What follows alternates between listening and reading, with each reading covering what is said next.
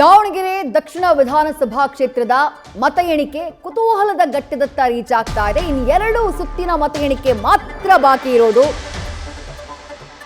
5,000ಕ್ಕೂ ಹೆಚ್ಚಿನ ಮತಗಳಿಂದ ಮುನ್ನಡೆಯಲ್ಲಿದ್ದಾರೆ ಸಮರ್ಥ ಶಾಮನೂರು ಕಾಂಗ್ರೆಸ್ನ ಅಭ್ಯರ್ಥಿ.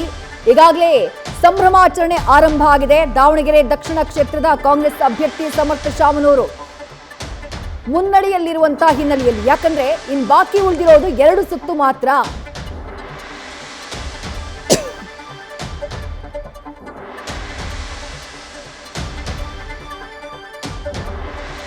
ಹತ್ತೊಂಬತ್ತನೇ ಸುತ್ತಿನ ಮತ ಎಣಿಕೆ ಮುಕ್ತಾಯ ಆಗಿದೆ. 19ನೇ ಸುತ್ತಿನಲ್ಲಿ ಕಾಂಗ್ರೆಸ್ ಅಭ್ಯರ್ಥಿ ಸಮರ್ಥ ಶಾಮನೂರು 5,826 ಮತಗಳಿಂದ ಮುನ್ನಡೆಯನ್ನ ಕಾಯ್ದುಕೊಂಡಿದ್ದಾರೆ. ಇನ್ನು 2 ಸುತ್ತಿನ ಮತ ಎಣಿಕೆ ಮಾತ್ರ ಬಾಕಿ ಇರೋದು.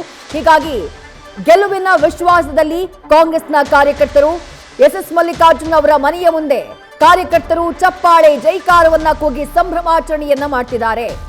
ಮತ್ತೊಂದು ಕಡೆ ಎಸ್ಡಿಪಿಐನ ಅಭ್ಯರ್ಥಿ 17,000ಕ್ಕೂ ಹೆಚ್ಚು ಮತಗಳನ್ನ ಪಡೆದಿದ್ದಾರೆ. 17,000ಕ್ಕೂ ಹೆಚ್ಚು ಮತಗಳನ್ನ ಪಡೆದಂತಹ ಎಸ್ಡಿಪಿಐನ ಅಭ್ಯರ್ಥಿ ಅಫ್ಜಲ್ ಕೊಡ್ಲಿಪೇಟೆ ಮತದಾರರಿಗೆ ಧನ್ಯವಾದವನ್ನ ತಿಳಿಸುವಂತಹ ಕೆಲಸವನ್ನ ಮಾಡಿದ್ದಾರೆ. ಮತ್ತೊಂದು ಕಡೆ ಶಾಮನೂರು ಶಿವಶಂಕರಪ್ಪ ಅವರ ಮನೆಯ ಮುಂಭಾಗ ಬಂತಪ್ಪ ಬಂತು ಕಾಂಗ್ರೆಸ್ ಅಂತ ಹೇಳಿ ಸಂಭ್ರಮಾಚರಣೆಯನ್ನ ಮಾಡಲಾಗ್ತಾ ಇದೆ, ಘೋಷಣೆಯನ್ನ ಕೂಗಲಾಗ್ತಾ ಇದೆ.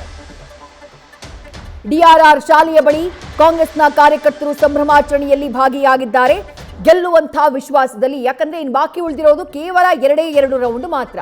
ಮತಗಳ ಅಂತರ 5,800ಕ್ಕೂ ಹೆಚ್ಚು ಮತಗಳಿದ್ದಾವೆ. ಹಾಗಾಗಿ ಇನ್ನುಳಿದಿರುವಂತಹ 2 ರೌಂಡ್ನಲ್ಲಿ ಅಂತಹ ಹೆಚ್ಚಿನ ಡಿಫರೆನ್ಸ್ ಏನೂ ಬರ್ಲಿಕ್ಕಿಲ್ಲ ಅನ್ನೋದು ಕಾಂಗ್ರೆಸ್ ಕಾರ್ಯಕರ್ತರ ವಿಶ್ವಾಸ. ಹಾಗಾಗಿ ಗೆಲುವಿನ ಸಂಭ್ರಮಾಚರಣೆ ಕೌಂಟಿಂಗ್ ನಡೀತಾ ಇರುವಂತಹ ಡಿಆರ್ಆರ್ ಶಾಲೆಯ ಮೈದಾನ ಹಾಗೆ ಎಸ್ ಮಲ್ಲಿಕಾರ್ಜುನ್ ಅವರ ನಿವಾಸದ ಮುಂಭಾಗದಲ್ಲಿ ಮನೆ ಮಾಡಿದೆ.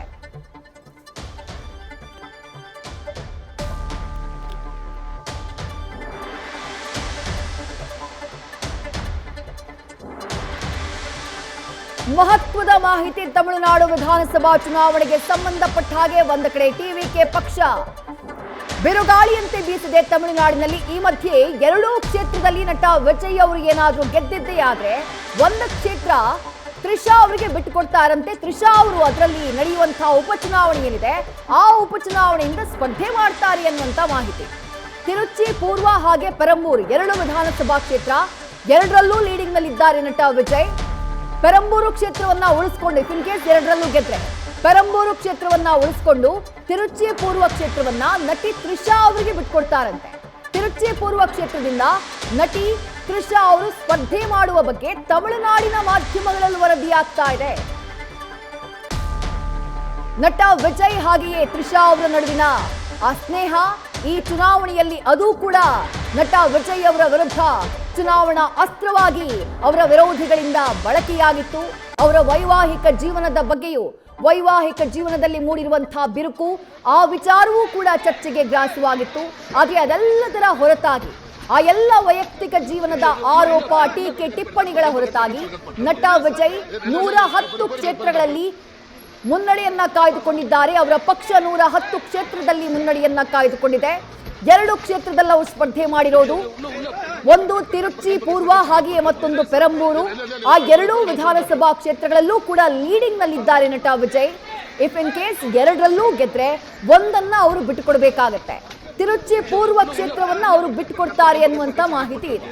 ಒಂದು ವೇಳೆ ತಿರುಚಿ ಪೂರ್ವ ಕ್ಷೇತ್ರವನ್ನ ಅವರು ಬಿಟ್ಟುಕೊಟ್ರೆ ಆ ಕ್ಷೇತ್ರದಲ್ಲಿ ನಟಿ ತ್ರಿಷಾ ಅವರು ಸ್ಪರ್ಧೆ ಮಾಡಲಿದ್ದಾರೆ ಅನ್ನುವಂತ ಮಾಹಿತಿ ತಮಿಳುನಾಡಿನ ಮಾಧ್ಯಮಗಳೇ ಈ ಬಗ್ಗೆ ವರದಿಯನ್ನ ಮಾಡಿದ್ದಾವೆ. ತಮಿಳುನಾಡಿನಲ್ಲಿ ಟಿವಿಕೆ ಪಕ್ಷದ ಸಂಭ್ರಮಾಚರಣೆ ಮುಗಿಲು ಮುಟ್ಟಿದೆ. ಅವರ ನಿವಾಸದಲ್ಲಿ ನಟ ವಿಜಯ್ ಅವರ ನಿವಾಸದಲ್ಲಿ ಸಂಭ್ರಮ. ನಟ ವಿಜಯ್ ಅವರ ನಿವಾಸದ ಮುಂಭಾಗದಲ್ಲಿ ಬಂದು ಸೇರಿದಂತಹ ಕಾರ್ಯಕರ್ತರು, ಬಂದು ಸೇರಿದಂತಹ ಅಭಿಮಾನಿಗಳ ಮುಂದೆ ಕೈ ಮುಗಿದು ಧನ್ಯವಾದಗಳನ್ನ ಹೇಳಿದ್ದಾರೆ ನಟ ವಿಜಯ್. ಸರ್ಕಾರವನ್ನ ರಚನೆ ಮಾಡುವವರಿದ್ದಾರೆ. ಯಾರೂ ನಿರೀಕ್ಷೆ ಮಾಡಿಲ್ಲದೆ ಇದ್ದಂತಹ ಒಂದು ರಿಸಲ್ಟ್ ಇದು. ಯಾವುದೇ ಒಬ್ಬ ವ್ಯಕ್ತಿ ಒಂದು ಪಕ್ಷವನ್ನ ರಚನೆ ಮಾಡಿಕೊಂಡು 2 ವರ್ಷದಲ್ಲಿ ಇಂತಹ ಸಾಧನೆಯನ್ನ ಮಾಡ್ತಾನೆ ಅಂತಂದ್ರೆ ಊಹೆ ಮಾಡುವುದಕ್ಕೂ ಕೂಡ ಸಾಧ್ಯವಿಲ್ಲದಂತಹ ಒಂದು ವ್ಯಕ್ತಿಯನ್ನ ನಟ ವಿಜಯ್ ಅವರು ಪಡ್ಕೊಂಡಿರೋದು. ಅವರ ರ್ಯಾಲಿಗಳಲ್ಲಿ ಎಷ್ಟು ಸಂಖ್ಯೆಯಲ್ಲಿ ಜನ ಸೇರಿದಾಗ ಬೇರೆ ರಾಜಕೀಯ ಪಕ್ಷಗಳು ಅದನ್ನ ನೋಡಿದ ಹೇಗೆ ಅಂತಂದ್ರೆ ಸಮಾವೇಶಗಳಿಗೆ ಜನ ಬರ್ತಾರೆ ಕಣ್ರಿ, ಲಕ್ಷ ಲಕ್ಷ ಜನ ಬರ್ತಾರೆ. ಯಾಕಂದ್ರೆ ಆತ ಒಬ್ಬ ಸಿನಿಮಾ ಸ್ಟಾರ್ ಇದ್ದಾನೆ, ಹಾಗಾಗಿ ಅವರನ್ನು ನೋಡೋಕೆ ಅಂತ ಹೇಳಿ ಬರ್ತಾರೆ. ಬಟ್ ಹಾಗೆ ಬಂದಂಥವ್ರು ಅವರಿಗೆ ವೋಟನ್ನ ಹಾಕ್ತಾರೆ ಅಂತ ಹೇಳಿ ಯಾವುದೇ ಕಾರಣಕ್ಕೂ ನೀವು ಎಕ್ಸ್ಪೆಕ್ಟ್ ಮಾಡೋದಕ್ಕೆ ಹೋಗಬೇಡಿ. ಅಂಥ ದೊಡ್ಡ ಮಟ್ಟದಲ್ಲಿ ನಟ ವಿಜಯ್ ಅವರು ಪರಿಣಾಮವನ್ನ ಬೀರೋದಿಲ್ಲ ಅನ್ನೋದು ಬಹುತೇಕರ ಅಭಿಪ್ರಾಯ ಆಗಿತ್ತು. ಈವನ್ ಚುನಾವಣಾ ವಿಶ್ಲೇಷಕರು ಕೂಡ ನಟ ವಿಜಯ್ ಅವರ ಪರ್ಫಾರ್ಮೆನ್ಸ್ ಅನ್ನ ಗೇಜ್ ಮಾಡೋದಕ್ಕೆ ಸಾಧ್ಯ ಆಗಿರಲಿಲ್ಲ. ಡಿಎಂಕೆ ಹಾಗೆ ಎಐಡಿಎಂಕೆ ಬಹಳ ದೊಡ್ಡ ಪ್ಲೇಯರ್ಗಳಾಗಿರ್ತಾರೆ. ಬಹುತೇಕ ಡಿಎಂಕೆಯೇ ಸರ್ಕಾರವನ್ನ ಉಳಿಸಿಕೊಳ್ಳುತ್ತೆ ಅನ್ನೋದು ಎಲ್ಲರ ನಿರೀಕ್ಷೆಯಾಗಿತ್ತು. ಪಶ್ಚಿಮ ಬಂಗಾಳಕ್ಕೆ ಸಂಬಂಧಪಟ್ಟ ಹಾಗೆ ಅಪ್ಡೇಟ್ ಲಭ್ಯವಾಗ್ತಾ ಇದೆ. ಫಲಿತಾಂಶ ಅಪ್ಡೇಟ್ ಮಾಡೋಕೆ ಚುನಾವಣಾ ಆಯೋಗ ವಿಳಂಬ ಮಾಡ್ತಾ ಇದೆ. 70 ಕ್ಷೇತ್ರಗಳ ಮತ ಎಣಿಕೆ ಅಪ್ಲೋಡ್ ವಿಳಂಬ ಆಗ್ತಾ ಇದೆ. ಇದು ಬೇಕು ಅಂತಾನೆ ಮಾಡ್ತಾ ಇರೋದು ಅಂತ ಹೇಳಿ ಟಿಎಂಸಿ ಆರೋಪವನ್ನ ಮಾಡಿದೆ. ದೊಡ್ಡ ಹಿನ್ನಡೆಯ ಬೆನ್ನಲ್ಲೇ ಚುನಾವಣಾ ಆಯೋಗದ ವಿರುದ್ಧ ಟಿಎಂಸಿ ಆರೋಪವನ್ನ ಮಾಡಿದೆ. ಫಲಿತಾಂಶವನ್ನ ಅಪ್ಡೇಟ್ ಮಾಡೋಕೆ ವಿಳಂಬ ಮಾಡ್ತಾ ಇದೆ ಅನ್ನೋದು ಟಿಎಂಸಿ ಮಾಡ್ತಾ ಇರುವಂತಹ ಆರೋಪ. ಪಶ್ಚಿಮ ಬಂಗಾಳದಲ್ಲಿ ಅಭೂತಪೂರ್ವವಾದಂತಹ ಗೆಲುವಿನತ್ತ ಬಿಜೆಪಿ ದಾಪುಗಾಲಿಡ್ತಾ ಇದೆ. ಪಶ್ಚಿಮ ಬಂಗಾಳದಲ್ಲಿ ಮಮತಾ ಕೋಟೆಯನ್ನ ಭೇದಿಸಿ ಬಿಜೆಪಿಯನ್ನ ಅಧಿಕಾರಕ್ಕೆ ತರುವಲ್ಲಿ ಬಿಜೆಪಿ ಪಾಳಿಯ ಸಕ್ಸಸ್ ಆಗಿದೆ. ಈ ಬಾರಿ 194 ಕ್ಷೇತ್ರಗಳಲ್ಲಿ ಮುನ್ನಡೆಯನ್ನ ಬಿಜೆಪಿ ಕಾಯ್ದುಕೊಂಡಿದೆ. ಟಿಎಂಸಿ 93, ಕಾಂಗ್ರೆಸ್ 1, ಎಡಪಕ್ಷ 3. ಎಡಪಕ್ಷ ಸುಮಾರು 34 ವರ್ಷಗಳ ಕಾಲ ಪಶ್ಚಿಮ ಬಂಗಾಳವನ್ನ ಆಳಿದಂಥ ಪಕ್ಷ.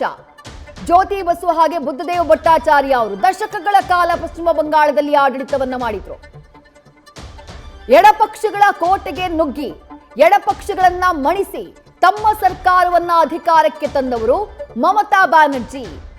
2011ರಲ್ಲಿ ಅಭೂತಪೂರ್ವ ಗೆಲುವಿನ ಮೂಲಕ ಅವರು ಪಕ್ಷವನ್ನ ಅಧಿಕಾರಕ್ಕೆ ತರುವಲ್ಲಿ ಸಕ್ಸಸ್ ಆಗ್ತಾರೆ. ದೊಡ್ಡ ಸುನಾಮಿ, ಮಮತಾ ಸುನಾಮಿ ಬೀಸಿಬಿಡುತ್ತೆ ಪಶ್ಚಿಮ ಬಂಗಾಳದಲ್ಲಿ.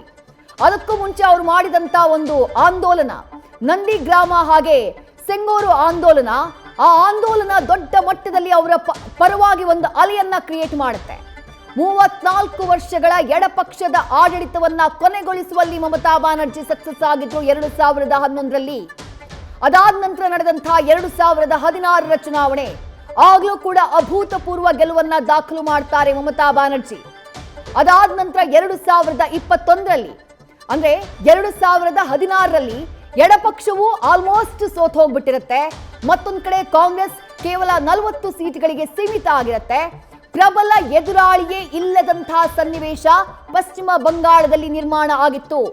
ಏಕಪಕ್ಷೀಯವಾದಂತಹ ಒಂದು ಆಡಳಿತ ಅಥವಾ ಏಕಪಕ್ಷೀಯವಾದಂತಹ ಗೆಲುವು ಮಮತಾ ಬ್ಯಾನರ್ಜಿ ಅವರದ್ದಾಗಿತ್ತು. ವಿರೋಧ ಪಕ್ಷವೇ ಇಲ್ಲ, ಪ್ರಬಲ ವಿರೋಧ ಪಕ್ಷವೇ ಇಲ್ಲ. ಮಮತಾ ಬ್ಯಾನರ್ಜಿ ನೋಡೋಕ್ ಬಹಳ ಸಿಂಪಲ್ಲು, ಹಳೆ ಸೀರೆ, ಹವಾಯಿ ಚಪ್ಲಿ, ಅವ್ರದೊಂದು ಹಳೆ ಮಾರುತಿ 800 ಕಾರು, ಹಳೆ ಮನೆ, ಅವರಿರುವಂಥ ರೀತಿ, ಅವರು ಬದುಕ್ತಾ ಇದ್ದಂಥ ರೀತಿ, ಜೊತೆಗೆ ಇದ್ದಂತಹ ಒಂದು ಆಕ್ಟಿವ್ನೆಸ್, ಇದೆಲ್ಲವೂ ಬಂಗಾಳಿಗರಿಗೆ ಈಕೆ ನಮ್ಮವರು ಅನ್ನುವಂಥ ಒಂದು ಭಾವನೆಯನ್ನ ಮೂಡಿಸಿತ್ತು. ಸತತವಾಗಿ 15 ವರ್ಷಗಳ ಆಡಳಿತ, ಆ ಆಡಳಿತ ಈ ಬಾರಿಯ ಚುನಾವಣೆಯಲ್ಲಿ ಕೊನೆಯಾಗಿದೆ. ಬಿಜೆಪಿ 3/2 ಬಹುಮತವನ್ನ ಪಡ್ಕೊಂಡು ಸರ್ಕಾರವನ್ನ ರಚನೆ ಮಾಡೋದಕ್ಕೆ ಸಿದ್ಧವಾಗಿ ನಿಂತಿದೆ. ನ್ಯೂಸ್ ಫಸ್ಟ್ ನಿರ್ಭೀತಿಯಿಂದ ನಿಮ್ಮ ಪರವಾಗಿ.